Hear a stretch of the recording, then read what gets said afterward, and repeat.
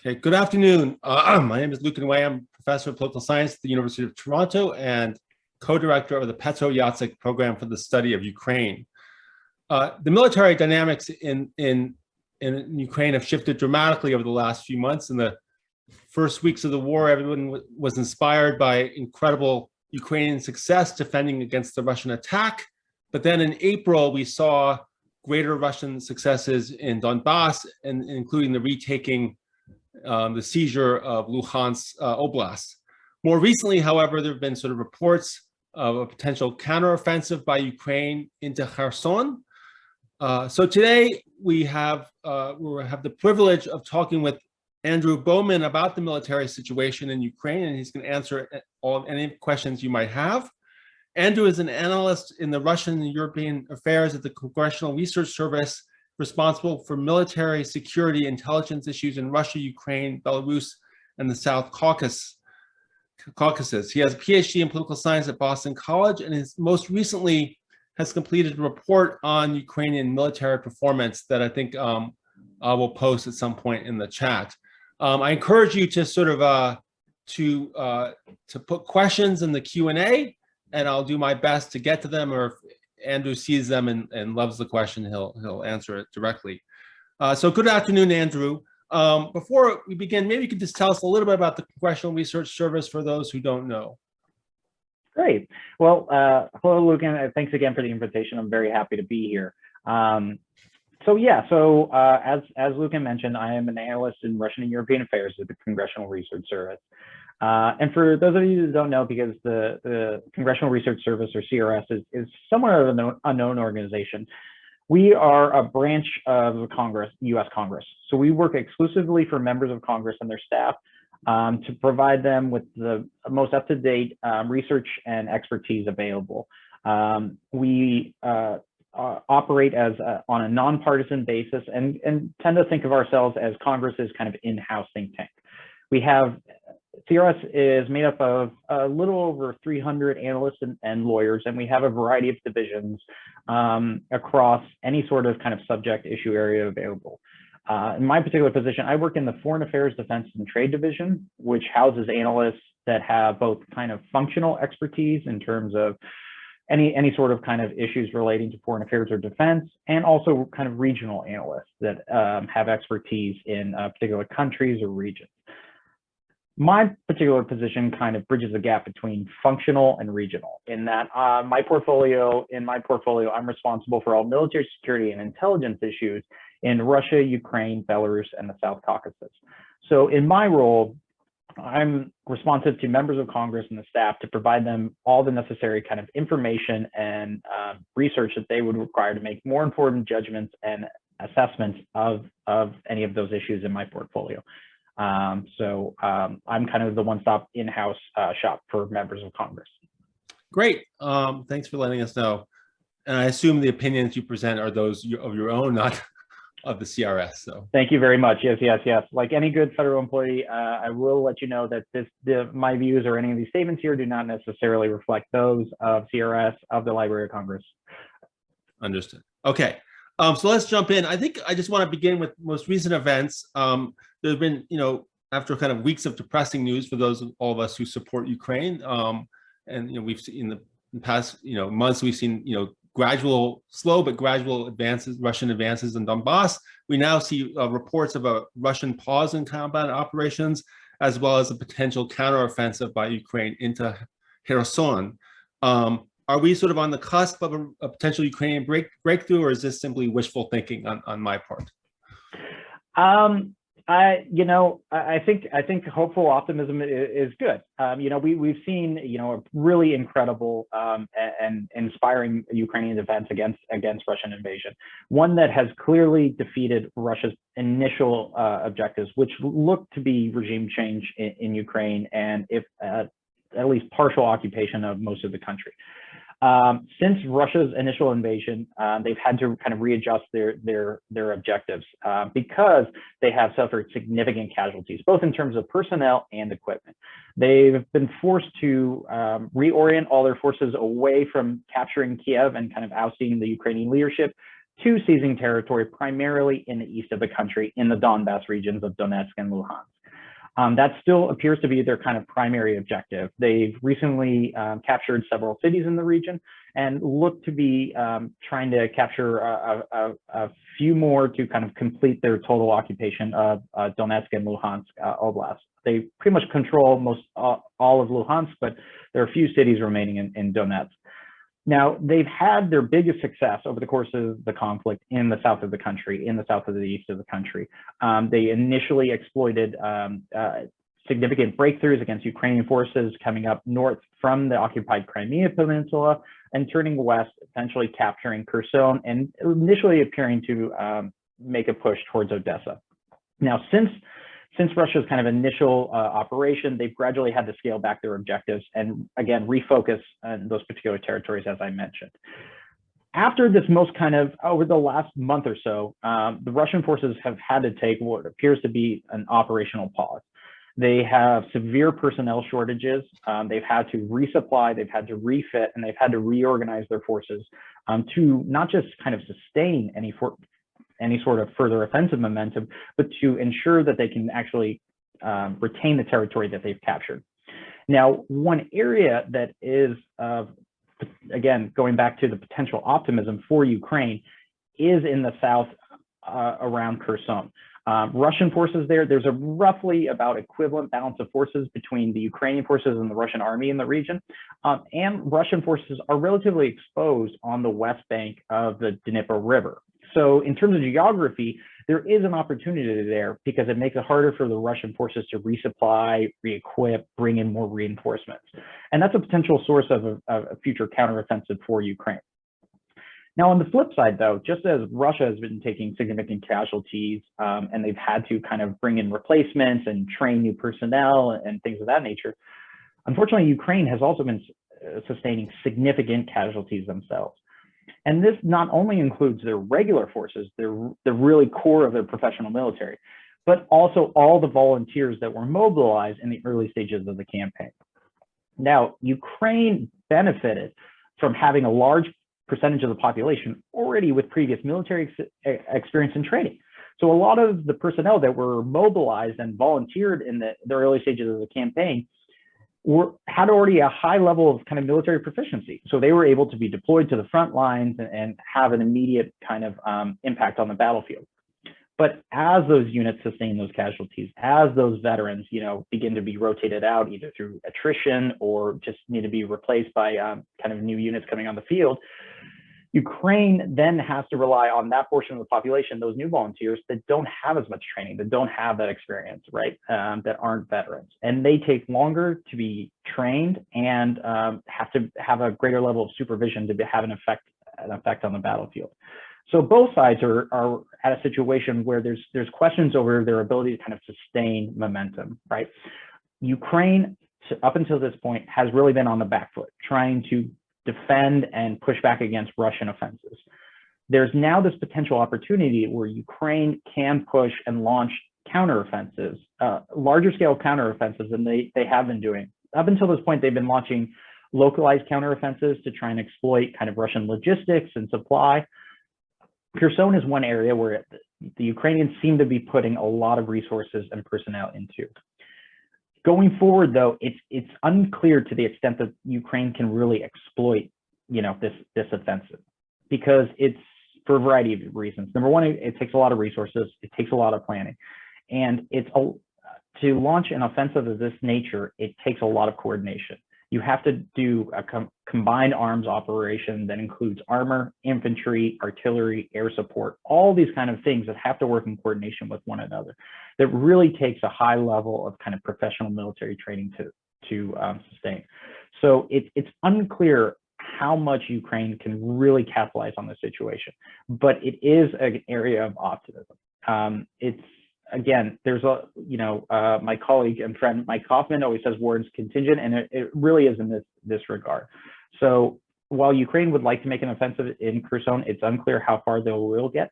But at the very least, it appears that Ukraine is potentially putting itself in a better geographic position to launch further offensives in the kind of medium to long term, even if they can't recapture Kherson in the short and immediate term. Great, thank you. To what extent has this sort of the shift, at least, they're kind of even their ability to think about it in a counteroffensive been a function of the HIMARS, the long-range weapons? How much? I mean, how much has these new weapons from the United States kind of shifted the dynamics of the conflict? I think they're playing a large role. I don't think that a particular weapon system by itself has the ability to fundamentally change the conflict, but the HIMARS systems, the M270 systems, all of these kind of long-range precision missile systems are having an immediate impact on the battlefield. They are really significantly affecting the Russian ability to operate command and control and resupply their kind of units. So while the kind of conflict was already at a point where the Russians were forced to kind of reorganize themselves, resupply, bring in more reinforcements, HIMARS has even further kind of pushed back their ability to relaunch operations. Due to the nature of kind of the Russian command structure, they have very kind of a very heavy top-down command structure. So the Ukrainians, by all accounts, have been very effectively targeting those command centers that is causing significant levels of casualties among the middle to senior grade officers that are really crucial in any sort of kind of military like this.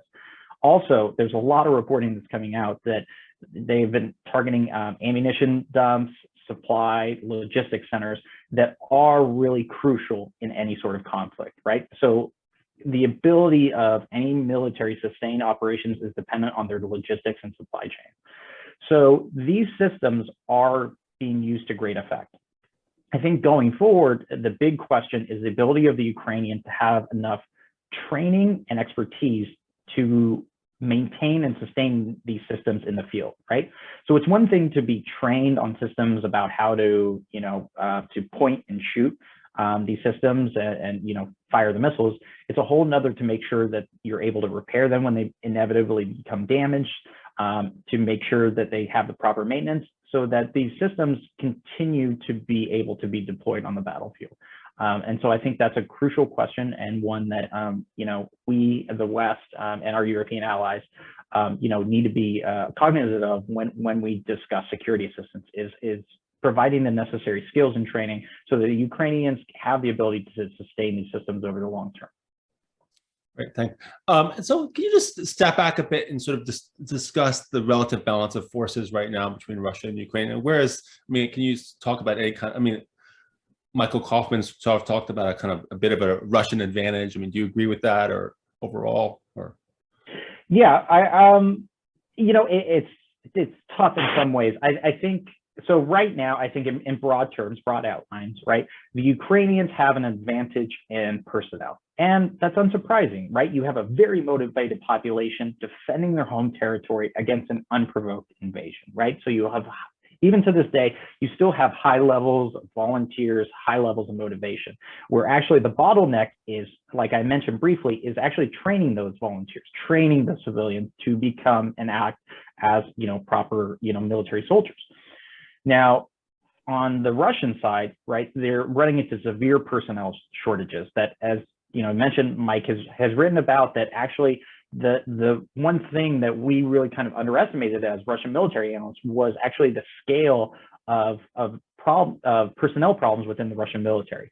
And again, that's another kind of really interesting, but probably too granular discussion about why the Russian military made those decisions. But they do ultimately still have a significant advantage in artillery and armor and air power as well. Even though they've suffered just almost unimaginable losses in equipment, they have such huge stockpiles remaining that they, for the foreseeable future, will still have a significant advantage in terms of their ability to replace equipment. Now, this equipment may not necessarily be the most modern, the most brand new, up to date, but there's a certain degree to which mass and quantity can compensate for that. We've seen the conflict from the initial days where Ukraine was using, Javelin or NLAW anti-tank missiles, in a very kind of urban environment to great effect. the conflict has shifted. It's now a very much more conventional conflict where Russia is able to kind of use its advantages in mass rocket artillery to kind of compensate for all its kind of personnel and equipment losses. So essentially what we're seeing is the Russian military revert back to its old kind of Soviet history, right? Where the Russian military is essentially an artillery army with tanks. And what they're doing is they're using their massive advantage in artillery and firepower to overwhelm Ukrainian defenses and then probing it with infantry to see if there's possibility for a breakthrough. If kind of the infantry is running up into too much resistance, then they will kind of retreat and the Russian artillery will continue to attack that area. Again, this is compensating for not just the lack of personnel, but also losses of really the trained Russian infantry that they sustained early on in the conflict. So can you just tell us a little bit about where this ammunition's advantage comes from? Is this like stuff built up during the Cold War? I mean, or is this something that, the product of, I mean, it's remarkable to me given, Russia's been involved in a number of wars in the 1990s in Chechnya and then in Syria and then this war, which they've presumably expended huge amounts of ammunition. And where does this all come from? Yeah, I think the answer is kind of like everything that you said. They have massive stockpiles of old, inherited from the Soviet Union. Their artillery systems, and tank systems still use the same type of shells, and they're a lot different they're different types of shells and weaponry that we use in the West and so-called, NATO standard. So they still have these massive factories, right? They were still producing all this kind of weaponry and ammunition. Much of it is kind of sold, Russia still remains a major foreign arms supplier. So in many ways, just keeping these factories open and pumping out all this ammunition was just kind of a necessary kind of work project to make sure that these factories are open and supplying jobs for a large portion of the Russian population, a key kind of constituency, right? But yeah, and these factories still remain open, and in many ways, they're not that advanced to produce all these kind of artillery shells. They have some kind of more precision guided munitions, but they in much limited quantities. Now we've seen them have much greater restrictions on their ability to produce, advanced precision guided munitions, both missiles and artillery shells. So that's kind of the bottleneck of the Russian defense industry, and it remains to be seen how long they can really sustain and replace their production of those missiles that they have used in really great quantities in the conflict so far. Okay, and also can you talk a little bit here about the impact of the sanctions on arms production? I mean, I heard some reports a few months ago. Again, this could all be wishful thinking on my part that tank production was hampered by the lack of chips and the like. I mean, do you have any sense of whether sort of the sanctions have disabled weapons production, or whether that's been sort of they've been able to develop workarounds on that? They've been able to, so I mean, the Russian defense industry has been dealing with this issue since 2014, right? So, I mean, even in 2014, the Russian defense industry has long relied on kind of advanced components from the West. For example, a lot of Russian tanks prior to a lot of the sanctions over their first invasion of Ukraine in 2014 used chips and thermal imaging equipment from CERES, a French defense company. So since that time where their ability to directly acquire this technology has been kind of shut off, they've tried to develop workarounds. And we've actually seen from captured and destroyed equipment on the battlefield that what they're doing is largely repurposing kind of dual use electronics and chips that aren't necessarily meant to be, they don't have necessarily a military application. They've also relied to a great deal on China for chips and other kind of components that Russia can't produce domestically. But there is tension in that relationship too. Both there's kind of the political aspect about whether how the extent to which China wants to cooperate and become a sole kind of provider of military components for Russia. But also too, on the Russian side, is they haven't been that happy and content with the quality of the Russian chips. They generally perceive them to be lower quality, Chinese chips, lower quality. So yeah, it's clear that this is an issue for the Russian defense industry, and it has been for a long time. They've tried to develop some import substitution efforts. It's been kind of questionable success. And I think, frankly, it's too soon to really tell how great of an issue this is for the Russian defense industry. But it seems like it's from everything I can gather, and this is just one analyst's opinion, is that it's going to pose significant problems for the Russian defense industry going forward. I think that they will have enough capability to be able to kind of repair and sustain most of their kind of systems, but their ability to produce any sort of really kind of modern systems and precision guided munitions is going to be severely curtailed. And I think it just kind of remains to be seen how well they're able to exploit any sort of workarounds through third countries or things of that. So can you talk also a little bit about, I mean, again, sort of getting in the weeds, since you're the man to get in the weeds with, that's why we brought you in. Can you talk about sort of, Michael Kaufman talked about, the fact that the Russians have had to bring in stuff out of storage, sort of older models of weaponry. Mm-hmm. And can you still talk about the differences between sort of the differences between these sort of older models of weaponry that have been brought out of storage versus the newer ones that they can no longer rely on? Sort of how has that affected their military performance or capacity? Yeah, absolutely. I mean, so it's important to understand also that Russia has been going through this massive kind of military modernization since 2008, where they really were trying to bring their military equipment up to a much more modern standard, right? That primarily were very heavily modernized versions of legacy systems that had been deployed since the Soviet era. Just newer versions with newer technology, better armor, better targeting, navigation, things of that nature. At the same time, also trying to put in systems in place to improve their ability to kind of coordinate amongst the various branches, targeting their integration of intelligence and things of that nature. Well, this had reached a certain level that, at least publicly, the Russian government and the Russian military were saying that we've reached over 70% of our equipment is modern, and we're producing so many new, modernized versions of this or that tank or this artillery system, this rocket system had been deployed. But it was deployed unevenly across the Russian military. So you would see, certain units in certain military districts kind of get priority for a lot of the newer systems. The Russian units in its southern military district, which covers the North Caucasus and also includes Crimea, were generally some of the kind of best equipped units, because that's where the Russian military saw the most potential for conflict, right? If you go further east along the border of China and the Far East, that's where you have the units that were kind of last in line, so to speak, for the new upgraded version of tanks or this or that.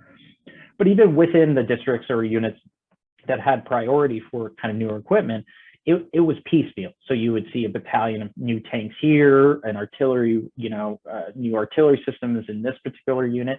So it wasn't really standardized. So even across the Russian military, you have kind of a lot of variation in terms of modern and kind of legacy equipment.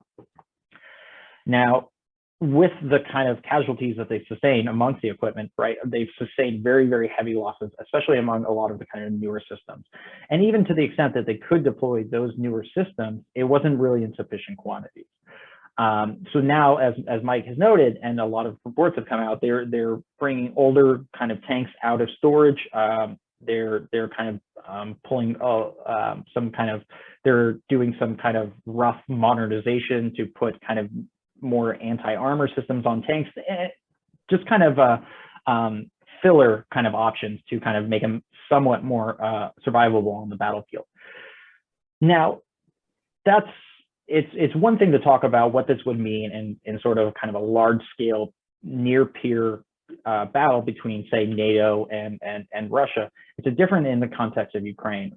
Even though these aren't maybe the most modern version of Russian military equipment, they're still very capable, and they are very capable, especially considering the adversary that they have, right? So Ukraine is still operating, again, older versions of kind of similar style equipment, right? So the extent to which pulling out, older equipment out of stockpiles it's not the newest, but it still has, these are still capable systems that still have an effect on the battlefield. But the big issue is it being employed properly? You can have the most modern battle tank available in the Russian, US, Ukrainian, NATO, inventory, but if it's not employed properly, if it's not used by trained crews, it really doesn't matter. So I think that's the big thing that we've seen of this conflict, and I think again that will remain one of the defining factors going forward.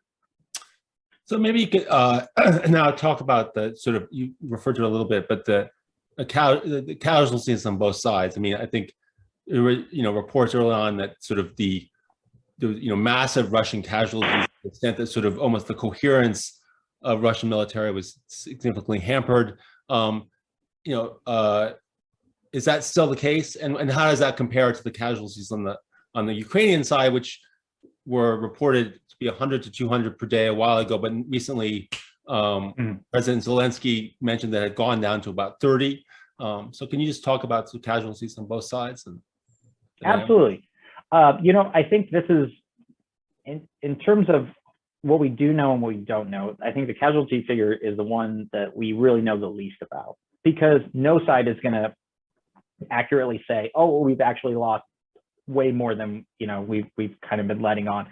So it's one that both sides really kind of hold close to their chest, so to speak. Jacyk, defense editor at The Economist, had a really great article over the last couple of days kind of explaining what we've seen historically in terms of casualties and really how difficult it is to kind of come to these assessments. Over the last week, CIA director said that their estimates are that about 15,000 Russian soldiers have been killed. And that's a significant figure. That's more than the Soviet Union lost during its war in Afghanistan. So it's a significant figure. It's even more significant when you take into context two factors. Is first, the ratio of wounded to killed. So throughout history, we generally have about 1 to 3 killed to wounded ratio. So while not killed, those are still people that are out of action, right? So you're actually looking at north of kind of 50,000 Russian casualties taken out of since the conflict has begun. And if you consider its kind of short time frame, that's a significant loss ratio for any military, right? It would affect, no matter whose military you're talking about, it would affect your ability to kind of operate. Now, there are kind of higher order estimates. I think, the Ukrainian government will estimate over 30,000 killed. I think that's possibly a little too high, but it's really unclear. On the Ukrainian side, again, I would say it's even less clear, but it's clear they're sustaining heavy casualties. And I should go back and also too, other than the ratio about the amount of soldiers that are being killed in the Russian military, the second factor, and this also applies to the Ukrainian military, is who those casualties are, right? The Russian military, the Ukrainian military have suffered the greatest casualties in their best personnel and their best units. On the Russian side, they've seen significant casualties amongst their airborne troops, the VDV, which are some of their best troops, their Spetsnaz units, and the reconnaissance troops of each kind of infantry unit, and also their naval infantry. And those are really the best of the professional military that Russia has. The same also goes for Ukraine. They've sustained significant casualties across both their kind of professional military and the new volunteers, territorial defense units, but especially their professional military has really borne the kind of brunt of a lot of the fighting in these offensives, and they've sustained significant casualties. So the fact that casualties on both sides are really kind of out of the best personnel, the best troops, the best units that you rely on to conduct these kind of counteroffensives and these combined arms operations affect your ability to sustain kind of offensive operations. Even if you have kind of less trained personnel that aren't, as experienced or have the necessary training, they're able to kind of hold the line, so to speak, right? Because they're in more static defensive positions and they can really hold territory.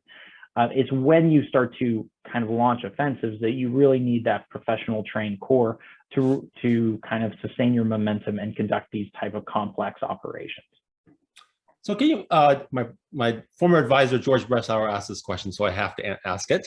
But this is an important question about morale. And we've seen reports, of on the Russian side, soldiers being recruited with very high sign-up bonuses, and they've had to increase them. They've also had forced mobilization. We've seen videos, quite traumatic videos of residents of Donetsk being sort of forcibly mobilized into the army. So one imagines that this would not create a sort of well-motivated army that's simply motivated by high sign-up bonuses or literally sort of forced draft. I mean, can you talk about sort of both the morale in general, but also the impact it has, of the means of mobilization and sort of the types of people that this would attract into the Russian army? Absolutely, and that's a great question. So Russia has been doing a kind of quasi-mobilization. They're doing mobilization in everything but name. They've been offering, like you mentioned, these kind of massive sign-up bonuses that are anywhere from kind of 3 to 5 times the average kind of salary to incentivize people to sign contracts. And the reason this is important, because by Russian law, Russia cannot send conscripts into combat without the declaration of a kind of formal mobilization. Putin has been resistant to do that because it would undermine his statement that this is a special military operation. It would undermine the kind of stated rationale for the war, and it would mobilize a larger portion of the population and potentially increase larger domestic blowback for his war in Ukraine. One that's really been kind of isolated amongst a lot of the population to those in the very kind of poor regions. Those that don't have a lot of economic opportunities are the regions that have a higher share of professional soldiers that sign up for contracts. So they've been doing all sorts of strategies. They've been offering higher sign-up bonuses. They've been offering conscripts the opportunity to sign contracts, and this would give them, they would actually get paid. They would have better kind of, better kind of lifestyle, things of that nature, but they would have to be deployed, and also shorter contracts. So they've been doing everything to kind of find new personnel to replace those lost in the field. Now, this generally leads the military to kind of, like you mentioned, get lower quality personnel. They've also raised the age, so you're getting a lot of older people signing up for these contracts. You're getting people from kind of wide swaths of society, right? So these aren't exactly the most motivated and best trained personnel. And this also leads questions over the Russian military's ability to sustain this going forward, because if they're doing all these sort of strategies now, after a while, you've already recruited all the people that would be kind of incentivized through higher sign-up bonuses or things like that, right? So your kind of pool of potential applicants decreases as time goes on. So as the Russian military sustains more casualties, their options going to replace those personnel are going to be even more limited. Now, one way they've really compensated for this is because they've relied heavily on two forces: mercenaries, private military companies that have also gotten higher sign-up bonuses, and motivated by purely financial reasons, and forced conscription in the Russian-occupied regions of Donetsk and Luhansk. Those personnel have been used as essentially cannon fodder. It's a very kind of sad situation, but those people are recruited at gunpoint and sent into the field. And because the Russian leadership is not as responsible to those people, right? The losses of those kind of forced conscripts don't mean as much potential domestic blowback as kind of Russian servicemen themselves, essentially, for lack of a better term. But the forced conscripts are not as valuable as Russian personnel to the Russian leadership. So can you speak more specifically to morale? I mean, yeah. First of all, how do we know? How does one assess the morale of the Russian army? Obviously, since we don't have limited access, and what are sort of the things you look for in terms of measuring high or low morale, and what do you see on the Russian side? Sure. Again, a lot of this is anecdotal. A lot of kind of, what I do in my work is piecing together fragmentary information that is scattered at best and try and put together, a bigger picture. And also, we also, when we study these types of things, I think us as a kind of larger analytical community have to have a little bit of humility about the conclusions that we can draw. But to your point about the morale, we start to see, over time, we've started to see a bigger picture from a variety of factors. First there's kind of reporting within Russia, right? There's a decreased willingness of people to sign up for these contracts. There's even a greater hesitance of those who already are on contracts to sign up for even more contracts. So the retention of the Russian military is a good indicator of the kind of morale of the Russian military. The other one that's really been key, and I think giving us good insight into the kind of morale of the Russian military, is actually captured electronic intercepts. So the Ukrainian security services have released intercepts of either text messages or phone calls of Russian soldiers to their loved ones back home, just really describing a very, very poor situation, that they are being misled by their officers. They don't have enough supplies. They're not being treated. And in many cases, they're not getting paid, right? So then this also trickles back to the wider kind of pool of potential applicants that are potentially attracted by these higher sign-on salaries from the Russian military, is their belief that, will the Russian military actually pay them? And there's some indication that actually the Russian military is kind of hedging over, whether or not they kind of pay. So this could potentially affect, going forward. So there's all these kind of sources that come out, and you also get kind of fragmentary videos that come out every now and then over Russian personnel either refusing to go into combat, challenging their officers, any sort of thing that also indicates that there are really kind of significant morale problems. Another indicator is we've seen that the Russian military being forced to kind of create these composite units together, right? So they're taking a small unit of one military unit and placing it together with another one, these kind of band-aid solutions to create a kind of functional fighting unit. Now, you don't do this in a military unless you have to, either through morale problems or attrition problems. So this doesn't really create a very kind of top-tier fighting unit. So these are just some of the anecdotal evidence and snapshots that we get that gives us the insight into the morale, of the Russian military as it stands. So I mean, it's interesting about the not getting paid. I mean, that would seem to be not a great strategy on the Russian side, not to pay the soldiers, given the fact you're already having problems with recruitment. I mean, what's your guess? Is that sort of simply a function of corruption, or is there, what would that be? Yeah, I think corruption definitely plays a role in it. This is also actually, it's kind of a longstanding issue within the Russian military, is that there's been issues for whatever reason about actually getting paid what they're owed, or disagreements with the Russian military, a very, any sort of issue with the large kind of bureaucracy.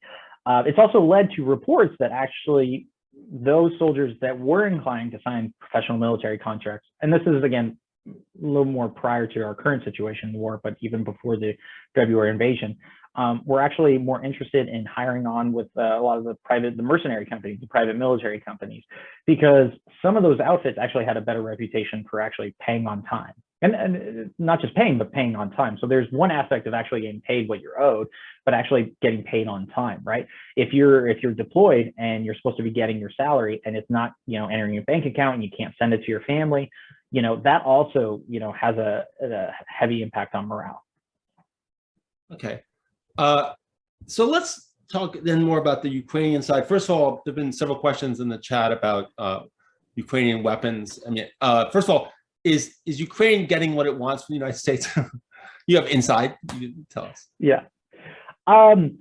Yeah. Well, I think the important thing to remember is the aid that has been given to Ukraine is nothing short of just astounding across all kind of security assistance. I believe we're over $7-8 billion in security assistance since February. Massive amounts of just aid, not just in terms of the weapon systems themselves, but also all the sort of kind of necessary logistic support, reports of intelligence support that have really made a huge difference to the Ukrainian ability to defend itself and to sustain the fight on the ground.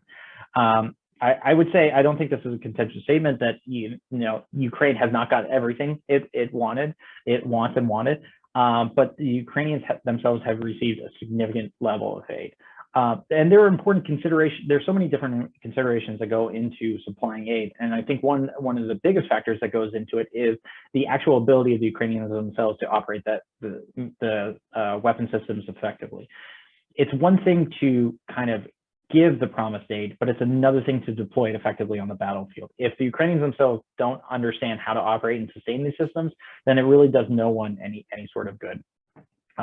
So that's been a factor, I think, contributing to a lot of the assessments about what aid is given and how it's applied.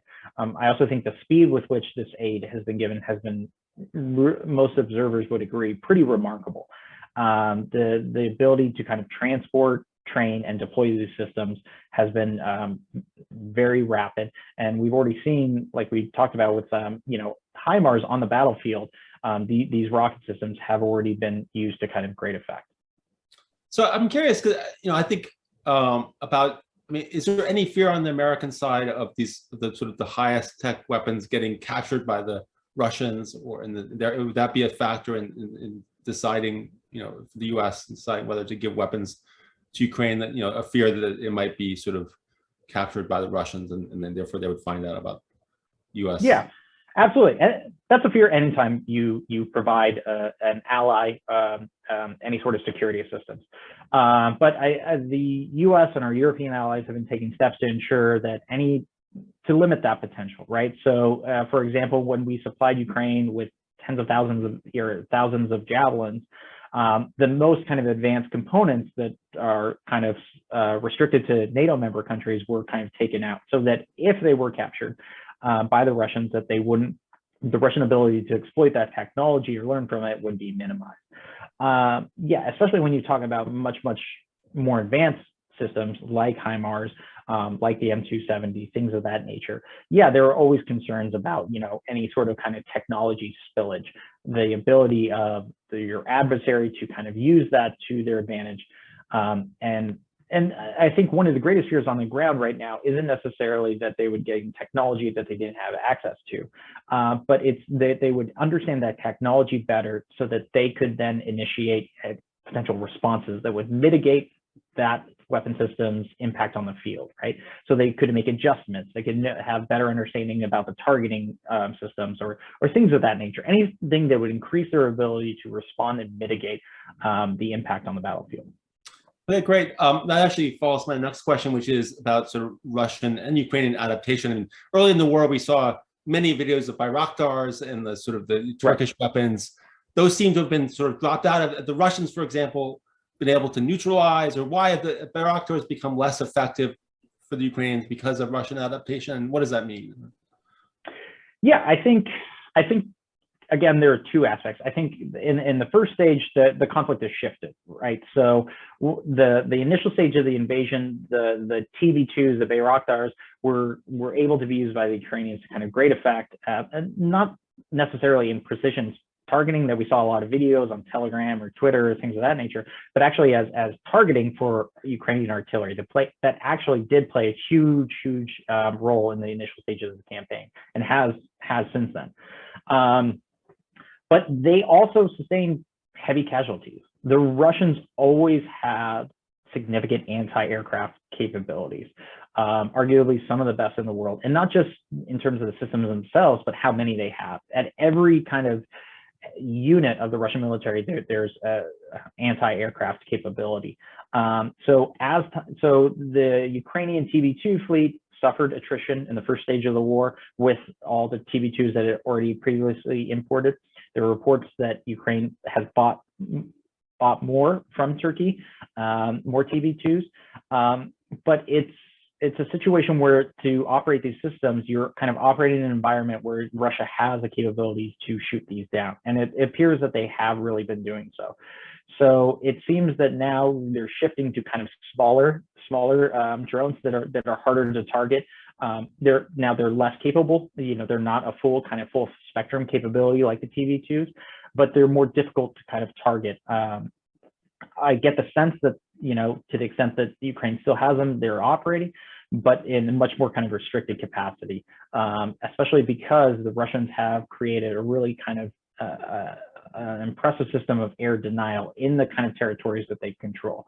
They have not, since the beginning of the war, been able to kind of institute air superiority over all of Ukraine, but they have created a kind of air denial system where the Ukrainian Air Force and any sort of aircraft or helicopters are really limited because of that significant presence of Russian anti-air capabilities.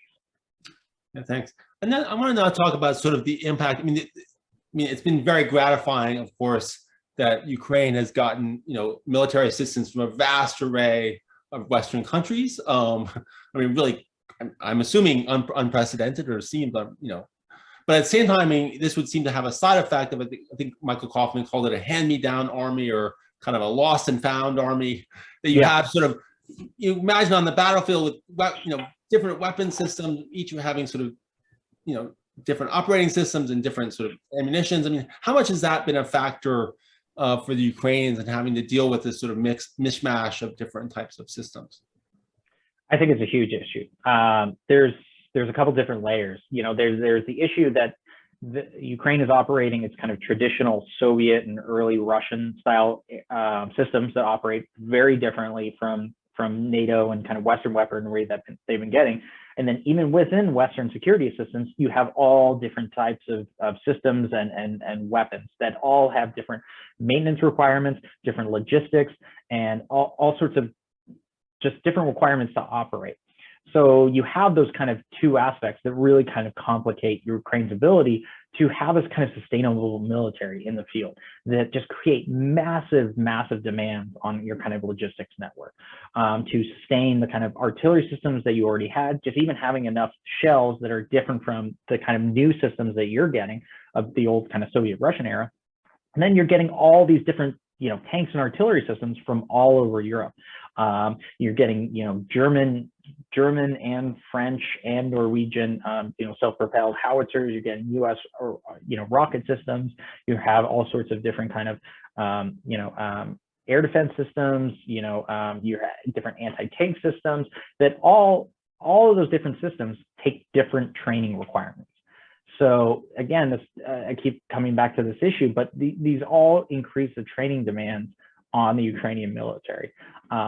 Just again, not just to deploy and operate, but also to maintain. How do you sustain? How do you make sure when a tank or artillery system breaks down, how are you able to get the mechanics in there to fix it, to get it back to the front line, to continue to kind of support operations? Okay, great, thanks. I want to talk to a number of people raise this question, which is very important, about sort of guerrilla resistance within the Russian occupied areas. I mean, how much evidence have we seen of a sort of guerrilla resistance in sort of the Russian occupied areas? This is a little harder to kind of get a good picture at. I think it's clear that we are seeing a significant level of partisan activity, especially in the south in Kherson and Zaporizhia. That it's clear that there is a certain level of kind of Ukrainian partisan activity operating. To the extent that I have any insight into this, I think it's kind of two aspects. I think on the one aspect that it's Ukrainian special forces that are inserting behind the lines to conduct kind of long range, deep direct action missions, and kind of local Ukrainian forces that either were kind of surrounded and overrun, or just local Ukrainian civilians taking up arms. And partisan activity isn't just going out there with a gun and shooting and attacking a supply depot, or shooting Russian officers as they drive by, right? It's also providing intelligence. So you have I think a great or a high level of Ukrainian civilians that are actively kind of working with the Ukrainian military to provide intelligence, provide targeting information. All sorts of these things are extremely valued to the Ukrainian military. So when we think about partisan activity, resistance activity, things like that are just as important as, a Ukrainian civilian in occupied Zaporizhia picking up an AK and shooting at the, Russian occupiers. But the extent to which it's happening, it's harder to gauge to kind of come to any definite conclusions. And also on the flip side, Russia was aware of this possibility, because you even saw they inserted their kind of National Guard, their Rosgvardia troops that are specifically trained in counterinsurgency and internal order missions. So this is what they're trained to do, and there are large amounts of these troops in these occupied regions. So while the Ukrainians are actively targeting not just the Russian military officers themselves, but any sort of kind of Ukrainian collaborators or new politicians that are, popping up to say that, we support Russia in these regions, or, new people's republics, the Russian military, the Russian National Guard, is actively conducting counterinsurgency operations to suppress any of this activity. But the more that it happens, the more that Russia has to devote its resources away from the front lines to quelling this sort of activity.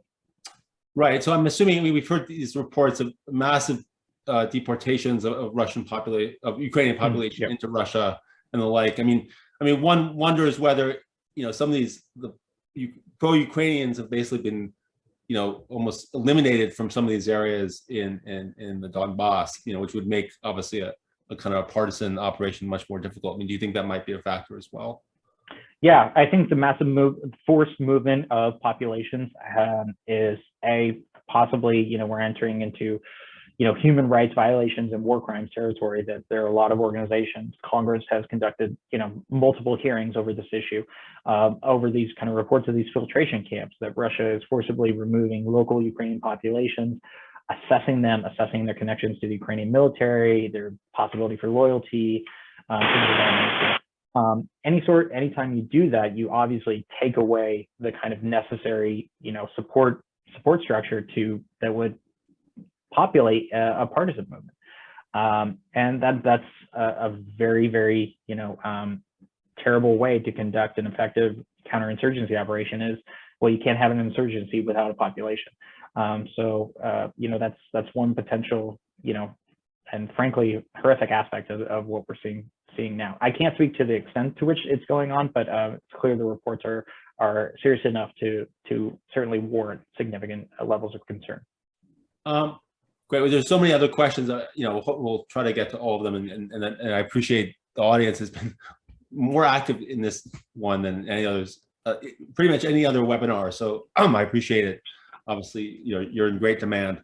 I want to talk a little bit about a number of issues, but about Ukrainian military strategy. I think Michael, I think it's been described as basically trading territory for attrition. Is that sort of your assessment? And how, which I guess is partially predicated in the fact that Ukraine has an advantage of being large. I think it was someone said that they've basically given up the equivalent of 3 Estonias.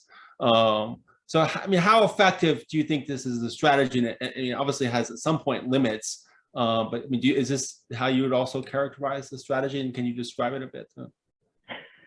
Yeah, I think in a kind of weird way, we almost have a better sense of kind of the capabilities of the Russian forces and the Russian strategy than we do of the Ukrainians. And that makes sense, and it's understandable, right? The Ukrainians don't want to telegraph what they're doing and kind of how they're doing it. But there are even reports coming out that our intelligence agencies, have somewhat of a more, I would say, restricted view over kind of Ukrainian strategy and kind of strategic ambitions.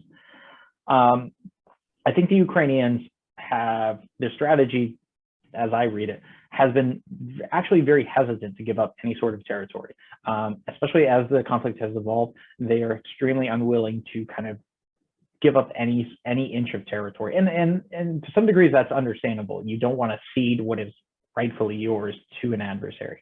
Militarily, there are some questions about, is it really worth kind of, engaging in a sort of attrition battle at this stage, because while you do cause casualties on your adversary, you also suffer your casualties yourself. But it's clear that the Ukrainian military made that decision, and I'm not going to sit here and play armchair general and second guess that it was more effective for them to kind of hold territory, especially over the past couple of months in the Donbass, and fight for every inch of territory, especially Severodonetsk and Lysychansk, and to prevent and to not cede territory until it became clear that they were going to potentially be surrounded or routed. And And I think there's some evidence to say that, this did cause significant Russian casualties. Even if perhaps that those casualties were more what we talked about, those mobilized conscripts from the occupied territories of Ukraine and Donetsk and Luhansk, if those casualties also included the kind of mercenaries that, are more kind of, again, used as kind of disposable, it still takes away from the available manpower and personnel that the Russian military has. And it's forced the Russian military into what we're seeing today. Is over the past 3 weeks, they've been in this operational pause where there's really been not a ton of movement on the front lines. And it's clear because the Russian military doesn't have the ability to kind of sustain any more kind of offensive progress at this moment. And they're trying to bring in reinforcements, re-equip, bring in more logistics and ammunition and things of that nature. So that appears to be the kind of Ukrainian strategy going forward. Now it's a question also too on the Ukrainian side about bring it back to your first point at the beginning of this talk about, the hope of this counteroffensive in Kherson. Do the Ukrainians have enough forces and capability to launch this and sustain major counteroffensive operations?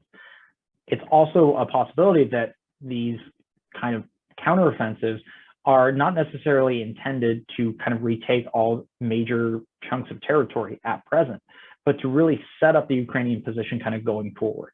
And that when they do have the necessary kind of personnel and equipment and logistics to support operations or the kind of near to medium term, that they're in a better position to exploit those counteroffensives and launch them. Right.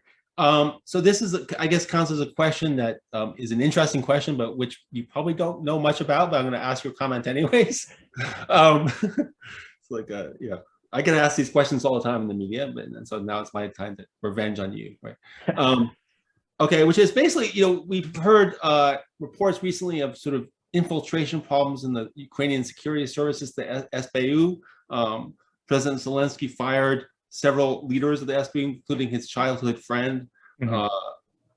And also, he indicated that there are 60 members of the SBU who've been accused of working with Russia, and there have been 651 treason and collaboration cases opened on law enforcement officials. I mean, in general, how much of a problem do you think infiltration has been for the Ukrainians? Do you have a sense of that, or what do you?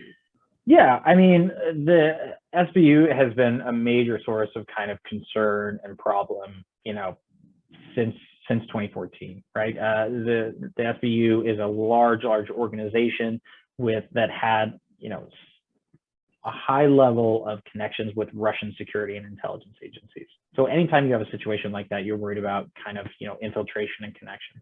At the same time, because of the kind of dual nature of the SBU, combining both kind of internal security, domestic law enforcement, all sorts of these issues, there's a high level of corruption within the agency. The general of the SBU that was actually in charge of their internal affairs, a kind of internal watchdog, was arrested in, I believe, Serbia it was recently. So there are a lot of accusations of longstanding accusations of corruption, of infiltration, connection with the Russian security forces. So it's a longstanding issue and it's nothing new. I will say that it's clear that the Ukrainians themselves believe that there is still kind of problems with security penetration, and that there was at least some degree, and I can't speak to the extent to which it's true or not, some degree of coordination with the SBU, and that whether that's within particular officers or whole units, that did play a role in the kind of early initial days of the kind of campaign, and especially in the South, right? The Ukrainian government, President Zelensky, openly points to the success of the Russian military in the South, in Kherson and Zaporizhzhia, those regions, as to partially attributed to SBU cooperation. But also going forward, I think there have been significant reform efforts. So there is, to my understanding, there is a younger core of reform-minded officers that are devoted to Ukraine and to doing, a professional job. The other concern is that, well, what does this spell out for Ukrainian democracy over the kind of long term, right? So, there are always concerns about, democracy in a kind of wartime, where the kind of the needs of the conflict kind of dominate concerns over, fair and transparent democratic elections. So oversight of Ukraine's security services obviously plays a huge role in that. And Western advisors, Western security assistance has long kind of, highlighted the importance of transparency in Ukraine's internal security services and to operate along, especially, kind of Western, what we would expect of our own kind of security and law enforcement agencies. So it's definitely concerning. It's something that I think is a real issue that Ukraine has to deal with, and it's one that's been a consistent issue for Ukraine, and I think it's another area where Ukraine does need to rely on kind of Western assistance to help kind of improve and root out not just connection to the Russian intelligence security services, but corruption. Right? That's how Russian agencies can exploit opportunities in the security networks is through corruption, right? So if you tackle corruption, you're also tackling infiltration of the Russian intelligence services. So I think that's going to be an important thing to kind of watch in the future. Yeah, no, it's interesting. Yeah, I think it's obviously doesn't help the Ukrainians to have a security service that has its origins in a single security service together with your main national enemy. Yeah. One wonders whether it would have made sense for the Ukrainians, in the 1990s to have, eliminated the SBU and created something, from scratch that didn't have these sort of historical ties to Russia. But so would you then? Do you think you would sort of agree with the claims that that this kind of infiltration contributed to the Russian capturing of Kherson? Is that? I don't know if I'm in a position where I can really say that. I will say that there's evidence that there was some sort of coordination, and the Ukrainians believe that. To how much that had a kind of causal impact, on the outcome, I'm not sure. I think that the Russian offensive in the south was conducted by the kind of best equipped, best trained Russian units. So. Would Russia captured Kherson absent any sort of SBU coordination? I think that's also a possible a trajectory or outcome as well. So, but I think there's enough of enough kind of anecdotal evidence to say that this does remain a significant issue for Ukraine. Okay, I think I'm just going to wrap it up. Maybe just one more question, which I think goes back to sort of, obviously, Ukraine has depended quite heavily on extensive, sort of Western support for military assistance, and I think the concern of many of us, sort of who focus on Ukraine, is that somehow the West will lose. Will sort of, at some point, lose interest and, cease providing the sort of level of military assistance that has been provided. I mean, do you have any kind of sense of that, or sort of